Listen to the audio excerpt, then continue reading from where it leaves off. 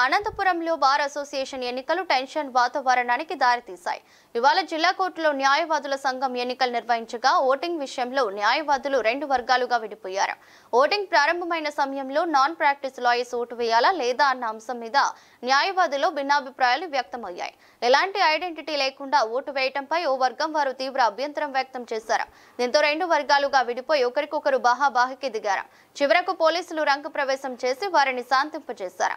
ఆ తర్వాత న్యాయవాదులంతా చర్చించుకుని ఎన్నికలు కొనసాగించారు. ఇవాళ సాయంత్రం 5 గంటల వరకు పోలింగ్ జరగనుంది. ఆ తర్వాత కౌంటింగ్ నిర్వహించి ఫలితాలు వెల్లడిస్తారు. అయితే ఇందులో ఎవరు గెలిచినా న్యాయవాదుల హక్కులు, కోర్టులో సౌకర్యాల పరిష్కారానికి కృషి చేస్తారని పలువురు సీనియర్ న్యాయవాదులు తెలిపారు. సంవత్సరానికి ఎన్నికలు జరుగుతాయి.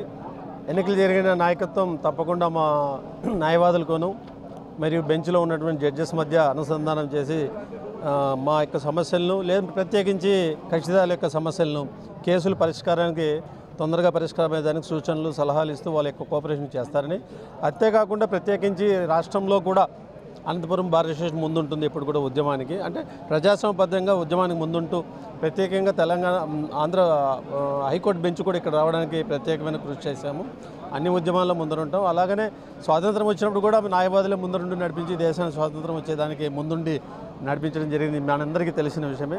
అదేవిధంగా ఈరోజు కూడా సంవత్సరానికి ఒకసారి జరిగే ఎన్నికలు కూడా శాంతియుతంగా ప్రశాంతంగా ఎటువంటి మాటల యుద్ధం లేకోకుండా జరుగుతున్నాయి. దానికి మీకు అందరికీ ఇదే తెలుస్తుంది. ఇక్కడ చూడండి మీరు వాతావరణం సాధారణంగా, ఎందుకంటే న్యాయవాదులు కూడా ఎంతో ఉత్సాహంతో ముందుకు వచ్చి ఓట్లు వేస్తున్నారు.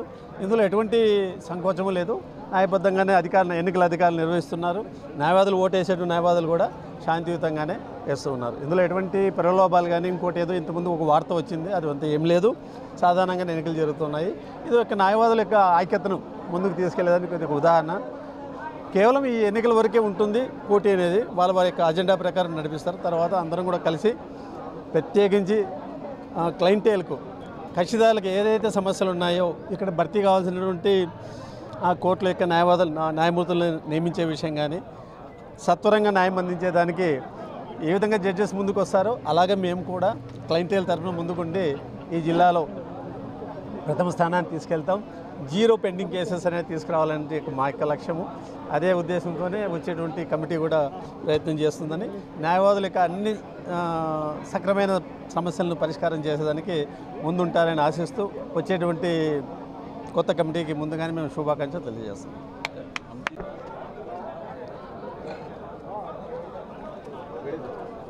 ఈరోజు జరుగుతున్నటువంటి ఎన్నికలు ఏదైతే ఉన్నాయో బార్ కౌన్సిల్ ఎలక్షన్స్ అనంతపూర్ బార్లో, ఇది మా అందరి యొక్క ఐక్యతను సూచించే విధంగా ఉంటుంది తప్ప ఇక్కడ ఎవరి మధ్య కూడా వైషమ్యాలు రేకెత్తే అవకాశమే లేదు.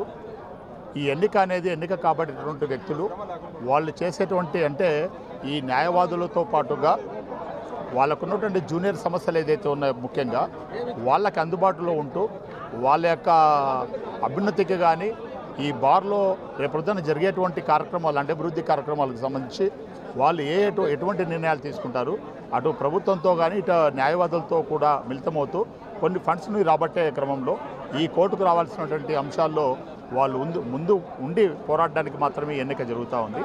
దీంతోపాటుగా కక్షిదారులు ఎవరైతే వస్తూ ఉన్నారో కోర్టులకు సంబంధించి వాళ్ళకి వెసులుబాటులు కలిగించే క్రమంలో వీళ్ళ యొక్క పాత్ర ఏంటి, బార్కి బెంచ్కి ఉన్నటువంటి సాన్నిహిత్యాన్ని తెలిపేది ఇదొక ఎన్నిక. మరి యొక్క ఆ కక్షిదారుల తరఫున ఎవరు వెళ్తారు, న్యాయవాదులు వెళ్తారు.